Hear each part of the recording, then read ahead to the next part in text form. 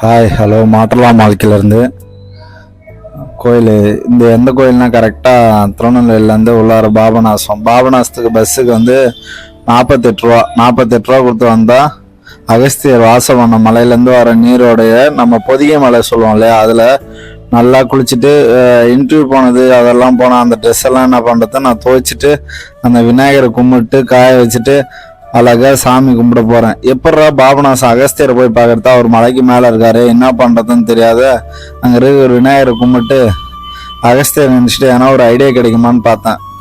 ஒரு கடைக்கு போட்டு யதார்த்தமா கேட்டேன். என் மேல என்ன நம்பினாரோ தெரியல இந்த பிரதரு, இந்தாங்க எக்ஸல் பொறி கேட்டேன் கிடைக்குமா, பக்கத்துல அவரே வாங்கி எல்லாம் கொடுத்து என்னன்னு தெரியல, கடவுள் நிஜமா இருக்கிறாங்க யாரோ ஒரு மூலியமா. அவர் எக்ஸல் கொடுத்து 100 ரூபா பெட்ரோல் போட்டு நீங்க போயிட்டு வாங்க. ஆனா நான் இவ்வளவு தூரம் இருந்தாங்க ஆதார் கார்டு அதெல்லாம் வேணாப்பா, போயிட்டு வாப்பா, ஒன்றும் பிரச்சனை இல்லை.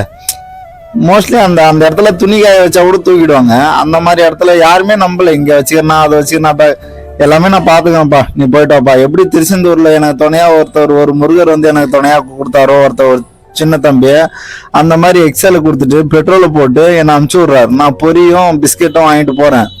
போனா அங்க போலீஸ் நடுவில் நிறுத்துறாங்க. என்ன போலீஸ் ஏன் நிறுத்துறாங்க, இது பொரி பிஸ்கெட் அதெல்லாம் எடுத்துட்டு போக கூடாது, நீ சாப்பிட்றதுனா சாப்பிடு, அங்க குரங்களுக்கோ மீனுக்கோ கொடுத்தா உன் மேல ஃபைன் போட்டுரும், வண்டி கிடைக்காது, எதுவுமே கிடைக்காது, ரொம்ப பயங்காட்டிட்டாங்க. நம்ம வந்தது நம்மளுக்கே 1008 மன சரியில்லை. இதுல நான் தின்றதுக்கு கொட்டிக்கிறதுக்காக இவ்வளவு தூரம் வந்தேன், கடவுளை பார்க்க தானே வந்தேன். நான் ஓடோடி வந்ததே அந்த அகஸ்தியரை பார்க்க தானே. அவர் எனக்கு அருள் கொடுக்க மாட்டாரா, நான் அவருக்கு சாப்பாடு போட மாட்டேனா, பல 1000 கேள்விகளோட உள்ளார அந்த பொரியை வச்சுட்டு போனேன். இயற்கை ஆனா என்ன சாவடிக்குது.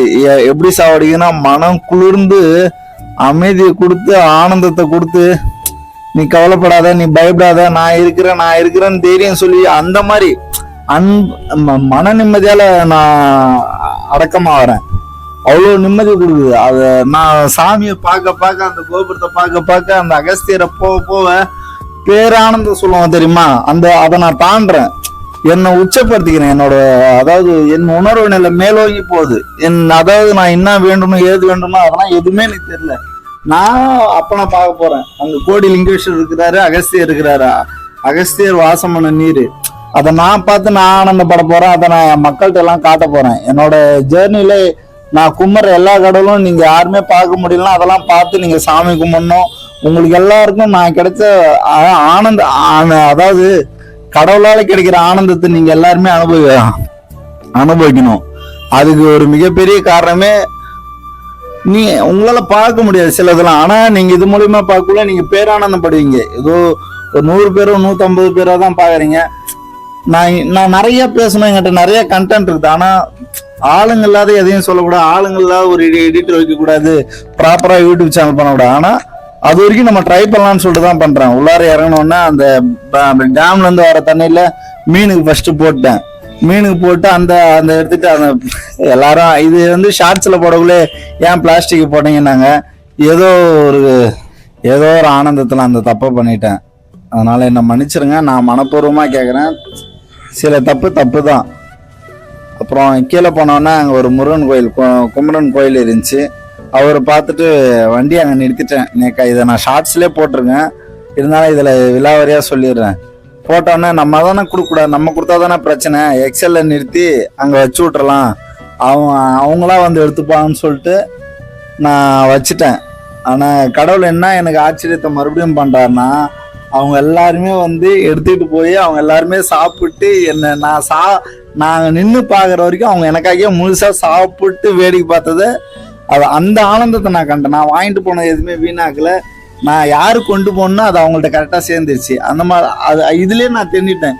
என்னோட வேண்டுதலை நான் கிட்ட கொண்டு போயிட்டேன், அவங்க அதை எடுத்துக்கிட்டாங்கன்னு மட்டும் தெரியும். அதை நம்ம இப்படிதான் பண்ணணும், இந்த வழியில போகணும், நம்ம ஜபிக்கணும், நம்ம வந்து நம்ம நிறைய பிரார்த்திக்கணும், நம்மளுக்கு நிறைய சரணம் தெரியணும், நம்ம நிறைய வேண்டுதலுக்கான அந்த மொழி தெரியணும், சமஸ்கிருதம் தெரியணும், மந்திரம் தெரியணும், அப்படிலாம் எதுவுமே இல்லை. மனசார போனாலே போதும், அவங்களோட வாழ்த்துக்கள் வந்து திருப்தியா கொடுப்பாங்கன்றது ஒரு உதாரணமே. அது ஏதோ ஒரு மூலியமா இந்த நேச்சரும் இந்த ஹியூமனும் நம்மளை சுத்தி இருக்கிற எல்லாமே நம்மளுக்கு காட்டும். அதுலயே நம்ம பேரானந்தம் அடைஞ்சிருவேன். நான் அடைஞ்சிட்டேன். நான் ரொம்ப திருப்தியா போயிட்டு வந்தோன்னே ஒரு வேலையில் இந்த வேலையில் வந்து எனக்கு திருப்தியே இல்லாத இருந்துச்சு. இப்போ நான் சேர்ந்திருக்க வேலையில் இதில் போகலாமா வேணாமா ஆயிரம் கொஷின் நீங்கள் என்கிட்ட கேட்டுருக்குது. வீட்டில் வேற அவ்வளோ குழப்பம். என்னால் எதுவுமே பண்ண முடியல. அப்புறம் எனக்கு ஒருத்தவங்கள்ட்ட தெரிஞ்சவங்கள்ட்ட பேசி சரி கோயிலுக்கு போயிட்டு வந்தால் நிம்மதியாக இருக்குன்னு சொல்லிட்டு அவன் சொல்லி அப்புறம் நான் வந்து ஒருத்தவங்கள்ட்ட கேட்டு பர்மிஷன் கேட்டு போயிட்டு வந்த அப்புறமே 1 hour கூட என்னால் இருக்க முடியல. நான் வந்து கரெக்டாக வேலையில் சேர்ந்துட்டேன். லைஃப் சூப்பராக போகுது. இன்னைக்கு நான் நல்ல சேலரி வாங்குறேன், திருப்தியாக இருக்கிறேன். அதாவது எது நம்மளை வாழ்க்கையில் திருப்திப்படுத்துதுன்னா நம்ம கடவுளும் நம்ம செய்கிற நல்லதும் நம்மளுக்கு கிடைக்கிற குறைஞ்சபட்சம் காசு கிடைச்சாலும் அது நம்மளுக்கு தேவைகள் அதில் முடியுது பாருங்க, அதில் நான் திருப்தி அடைஞ்சிடுறேன். அப்போ பேராசப்படாத இந்த வாழ்க்கையை நான் வாழக்குள்ள நான் திருப்தி அடைகிறேன், இந்த மோட்சம் பெறேன் நான். அப்போ இதுக்கு நான் யாருக்கு நான் நன்றி சொல்றது? என்னை அனுப்புனவங்களுக்கு நன்றி சொல்றதா, இது ஒரு டிராவல் பண்ணா இருக்கிற என் மனசுக்கு நன்றி சொல்றதா, என்னை புரிஞ்சுக்கிட்டவங்களுக்கு நன்றி சொல்றதா, இந்த வேலைக்கு நன்றி சொல்றதா, யாருக்கு நன்றி சொல்றது? யாருக்குமே சொல்ல முடியாது. இதை நினைச்சு நான் என் மனசு போது தெரியுங்களா, எல்லாருக்குள்ளாரையும் 1008 கேள்வி இருக்கு. என்னடா இந்த சின்ன வயசுலயே என் சொந்த பந்தத்துல எல்லாருமே எங்க வீட்டுல கூட வச்சுக்கீங்களேன், கடவுளை தேடிதான் இவன் போறானா அப்படின்ற ஒரு சந்தேகம் எல்லாருக்குள்ளாரையும் வந்துடும். எனக்குமே இந்த 21st ஜெனரேஷன்ல என்னடா பைத்தியம், அது எதுவுமே யோசிக்க வைக்கல. என்ன இந்த உலகம் கடவுளால சார்ந்தது, இந்த நேச்சர் வந்து எதுவுமே அணுக்கள் வந்து தானா வந்ததுன்னா அது வந்து எத்தனையோ சயின்டிஸ்ட் வந்து எப்படி வேணாலும் சொல்லிக்கலாம். ஆனா உண்மைன்னா இறைவன் தான். எவ்வளோ மறைவுகளான கருப்பு பக்கங்களான நம்ம வாழ்க்கையை சரி செஞ்சு ஒரு கலர் அடிச்சு ஒரு பெயிண்ட் அடிச்சு அது வெளியே வந்து அழகா தெரியுதுன்னா அது அவர் தான். அதனால கடவுள் என்னைக்குமே அழகானவர். அது நீங்க எந்த கடவுள் வேணாலும் கும்பிடுங்க. எனக்கு எப்பயுமே தீர்க்கமா எங்க அப்பா சிவன் மட்டும்தான். அது என்ன தப்பா நினைச்சுக்காதீங்க. அப்புறம் கீழே அந்த முருகர் கோயில் இருக்குதுல்ல, முருகர் பக்கத்துலேயே வந்து அகஸ்தியர், கீழே ஒரு அகஸ்தியர் இருக்கிறாரு. முருகர் நல்லா அழகா வள்ளி தேவையானோட அழகா காட்சி கொடுத்தாங்க. யாருமே இல்லை, நான் மனசு விட்டு கத்தி வேண்ட அளவுக்கு எனக்கு நல்ல வாய்ப்பு கொடுத்தாரு அகஸ்தியர், அந்த கடவுளும். ரொம்ப சந்தோஷமா இருந்தேன். இருந்தாலும் அந்த லைவா பேசுனது இன்னும் நல்லா இருக்கும். ஆனா இப்ப நான் வந்து மைக் வச்சுக்கிட்டு நான் தனி ரூம்ல சத்தம் கேட்காத ரொம்ப பொறுமையா நிதானமா பேசிட்டு இருக்கிறேன். இதே வருது. இருந்தாலும் நான் கரெக்டா கன்வே பண்ணோம். நான் பேசுறதோ நான் காட்டுறதோ யாருக்கும் அதிகமா போக கூட மாட்டேங்குது. இதுல நான் எப்படி புரிய வைப்பேன் நான் கண்ட ஆனந்தத்தையும் அற்புதத்தையும்? இங்க அந்த மாதிரியான குரங்கு எல்லாமே அதிகமா நிறைய இருக்குது.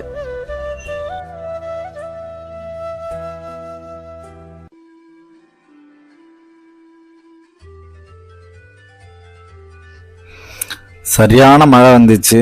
அப்படியே அங்கே ஒதுங்கிட்டு மழை நின்னோடனே போனேன். நல்ல மழை. ஆனால் பார்க்க முடியாதோ இதே மாதிரி மழையில் அப்படின்னு நினச்சா எப்படியோ மழைலாம் நின்றுடுச்சு எப்படியோ கடவுள் புண்ணியத்தில். அப்புறம் நடந்து போகிறேன். கீழே இருக்க ஃபால்ஸ் இருக்குது. கீழே இருக்க ஃபால்ஸு பார்க்கல நான். ஏன்னா நான் அங்கேயே பாபநாசத்துலேயே சாமிகிட்டே குளிச்சுட்டேன் நான். அதனால் மேலே குளிக்கல நான். எனக்கு நேரமும் இல்லை. என்னோடய நேரங்களை நான் வேகமாக போகணுன்னு சொல்லிட்டு அந்த சின்ன ஃபால்ஸ் எடுத்து பாருங்கள் அப்படின்னு பார்த்துட்டு நான் மேலே ஏறுறேன். அந்த இங்கே கீழே இருக்க ஃபால்ஸ் விட்டு நிறைய பேர் நான் மேலே சாமி பார்க்க போகணுன்றது தான் என்னோட ஆசை. அதனால் நான் சாமி பார்க்க நடக்க ஆரம்பிச்சிட்டேன். ஒரு 1/2 hourல நான் போயிட்டேன். நல்லா இருந்துச்சு. அந்த இப்போ முதல்லாம் வந்து பப்ளிக் கையில் கவர்மெண்ட் கையில் தான் இருந்துச்சு. இப்போ ஃபாரஸ்ட் கையில் ஆனதால் ரொம்ப க்ளீனாக டீசெண்டாக ஆக்கிட்டாங்க எல்லாமே. கோயில நான் கேள்விப்பட்டேன் அங்கே எல்லாமே மூடிட்டாங்க அப்படின்னு. என்னடா கிட்ட தொட்டு முத்தம் கொடுத்து சாமி வேண்ட முடியாதா அப்படின்ற கஷ்டம்லாம் எனக்கு வந்துருச்சு. சரி நான் வந்தாலும் பார்த்துக்கலாம், நம்ம ஏதோ ஒரு விதத்தில் கடவுள் நம்மளை காட்சி கொடுக்காதையா போயிடுவார், இவ்வளோ கொடுத்த காட்சி மறுபடியும் கொடுக்காதையா போயிடுவார் அப்படின்னு நினச்சிட்டு உள்ளார போயிட்டே இருக்கிறேன். நான் கிட்ட அடைஞ்சிட்டேன். இங்கே வந்து ஒரு பெண் சித்தர் வந்து அவங்க தான் இதை கட்டியிருக்காங்க. அவங்களோட டீட்டெயில் நான் ஒரு ஷார்ட்ஸில் போட்டிருக்கேன், நீங்கள் பாருங்கள். இதை கட்டினது கோயில் கட்டினது அவங்க. சாமி வந்து மேலே ஏற்கனவே இருக்குது. ஏற்கனவே அது வந்து அகஸ்தியர் இங்கே இருக்கக்குள்ளேருந்தே அந்த கோடிலிங்கேஸ்வரர் இருக்கிறார், அவர் வாசமான லிங்கம் மேலே இருக்குது. நான் அதை காட்டினேன். இது வந்து ஒரு அம்மனை, ஒரு சித்தர் அம்மா கட்டியிருக்கிறாங்க. அவங்களோட பேர், அவங்களோட கதை இதில் இருக்கும். நீங்கள் அவங்க கட்டினதான், அவங்க ஃபோட்டோவும் நான் காட்டியிருக்கேன். அவங்களோட மூஞ்சும் இருக்கும், நீங்கள் அவங்களையும் பார்த்துங்க. போனோடனே என்ட்ரன்ஸ்லேயே வந்து பைரவர் இருப்பார். பைரவர் எல்லா இடத்துலையும் அவர் தான் காவல் தெய்வமாக இருக்கிறாரு. அந்த நாட்களையும் நீடிக்க வைக்கிறாரு. அது ரொம்ப நல்லா இருந்துச்சு. ரொம்ப க்ளீனாகவும் வச்சுருந்தாங்க அந்த இடத்த. யாரும் அதிகமாக வரமாட்டாங்க, ரொம்ப க்ளீனாகவும் இருந்துச்சு.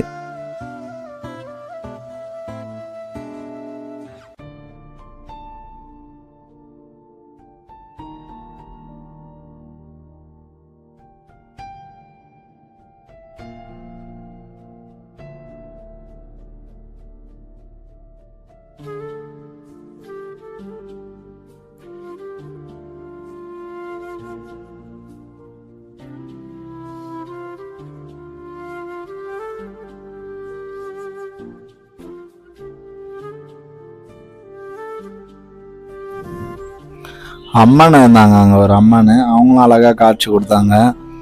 எல்லாமே காலைல அபிஷேகம் பண்ணிட்டு போயிருக்காங்க போல. இது எனக்கு நல்ல தரிசனம்.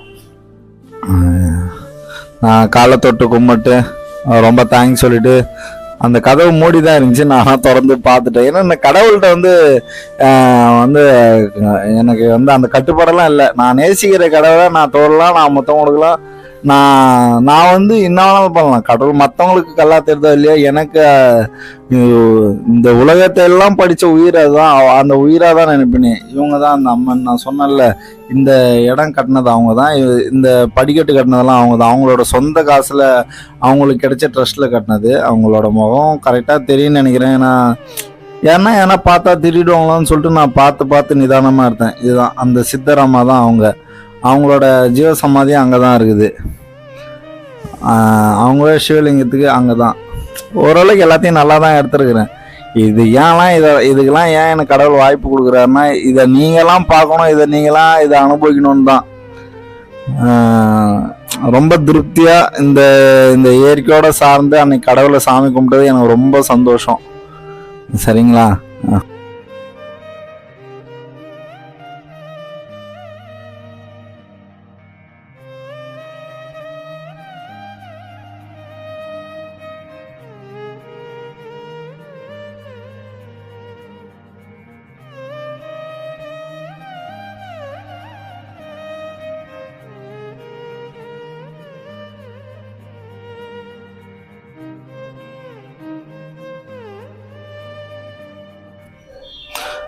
மாதிரி இல்லாத இப்பெல்லாம் கட்டிட்டாங்க பாருங்க. அங்கே பாருங்க ஃபால்ஸ் வேலை. இது நிறைய பேர் அங்கே கோயிலுக்கு வரவங்களே இதை நிறைய பேர் பார்க்க மாட்டாங்க. நிறைய மதத்தில் சார்ந்தவங்க வருவாங்க. ஆனால் இங்கே பாருங்க, ஐயா அகஸ்தியரும். இது முதல்ல வந்து அகஸ்தியர் தனியாக, இது சின்னதாக இருக்குது, அகஸ்தியர் பெருசாக இருப்பார். அம்மன் தலை உடஞ்சிருந்துச்சி. என் வீடியோலேயே பழைய வீடியோ போய் பார்த்தீங்கன்னா அதெல்லாம் இருக்கும். நான் பழைய வீடியோவும் போட்டிருக்கிறேன்.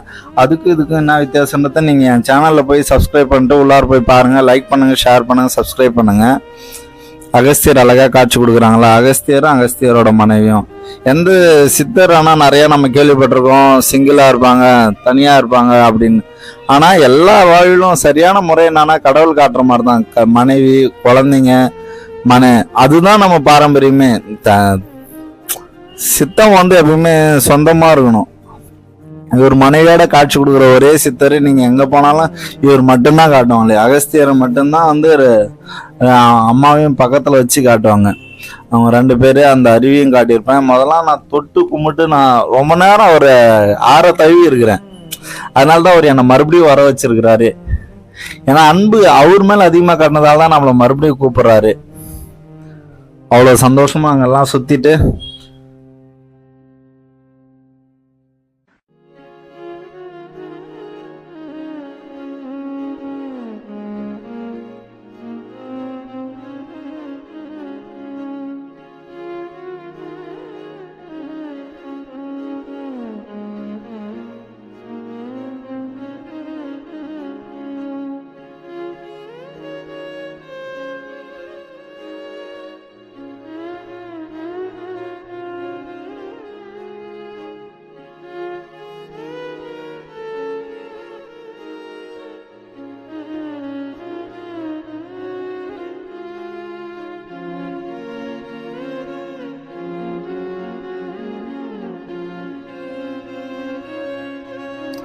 போனதாடி அம்மன் வரக்குள்ள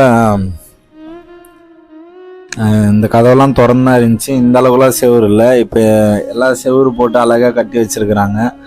பரவாயில்ல, இந்து சித்தை இவ்வளோ காப்பாற்றி இவ்வளோ அழகாக ஒரு ஒழுக்க நிலை படுத்தது. அது ஏதோ ஒன்றுன்னு உடஞ்சி நாசமாக போகிறது அப்படி விடாத ஃபாரஸ்ட் எடுத்து இது நல்லது பண்ணியிருக்காங்க. கவர்மெண்ட்டுக்கும் ஃபாரஸ்ட்டுக்கும் ரொம்ப நன்றி பட்டிருக்கேன். அங்கே அகஸ்திய சித்தர் மலையில் சிலை அது வாசம் பண்ணது. இந்த குகைக்குள்ளார போயிட்டு தான் போனதாடி சிவனை பார்த்தனே. அதை நீங்கள் பழைய வீடியோவில் பார்த்தா நல்லா தெரியும். இங்கே உள்ளார அகஸ்தியர் இருக்கார் பாருங்க. இவர் தான் ஒரிஜினல் அகஸ்தியர். மற்றதெல்லாம் அது எல்லாம் ஒரிஜினல் அகஸ்தியர் தான். இது சிவனுக்கிட்டே இது கோடிலிங்கேஸ்வரர் அங்கே இருக்கார் பாருங்க. அவர் பக்கத்துல அவர் பக்கத்திலே காட்சி கொடுப்பாரு. இவர் அபிஷேகம் பண்ண இதுதான். பக்கத்தில் முருகர் விநாயகர் எல்லாம் இருந்தாங்க. நந்திகேஸ்வரர் இருந்தார். அம்மன் லோகநாயகி அம்மன் நல்லா திருப்தியாக பார்த்துட்டு இதையும் பூட்டு வச்சுட்டாங்க. இருந்தாலும் என்னால் முடியல. நான் தான் கடவுள் அன்புல அதுக்கு மேலே மெய் மறந்தவன்றதால யாரும் வரல இல்லைங்களா. இறங்கிட்டேன். எகிரி குச்சி இறங்கி கீழே இருக்கிறதையும் வீடியோ எடுத்தேன். அங்கே ஒரு விஷ்ணு சிலை இருக்கும். அது எல்லாத்தையும் பாருங்க.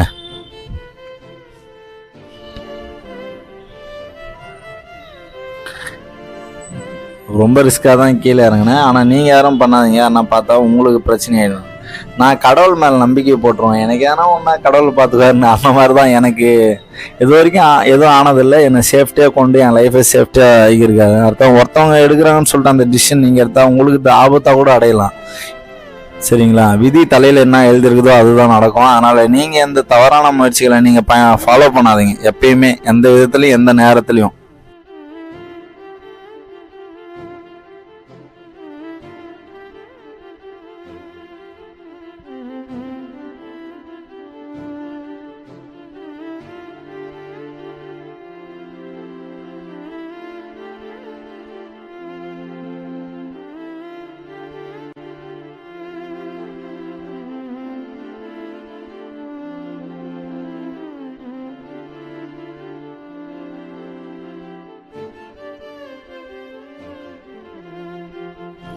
கீழே இறங்கிட்டேன். கீழே இறங்கி வந்தால் அந்த மலை ஃபுல்லாக சிற்பங்கள், நிறைய சிற்பம் செஞ்சுருக்குது. குடைவரை கோயில் இங்கே பாருங்கள். இது கிருஷ்ணர், ஆஞ்சநேயர், ஆண்டாள் எல்லோரும் இருந்தாங்க. ஆனால் தெலுங்கில் கொஞ்சம் தமிழில் எழுதிருந்துச்சு. பின்னாடி யாரோ அதுக்கப்புறம் அந்த சங்கதி தெலுங்கில் எழுதியிருக்கிறாங்க. இங்கேயும் இதெல்லாம் பார்த்துட்டு கீழே ஒரு ஊஞ்சல் ஆண்டி ஆடிக்கிட்டே தேங்க்ஸ் சொன்னேன் அகஸ்தியருக்கு. என்னை சுற்றி இருக்கிற எல்லாருக்கும் நன்றி. எல்லோரும்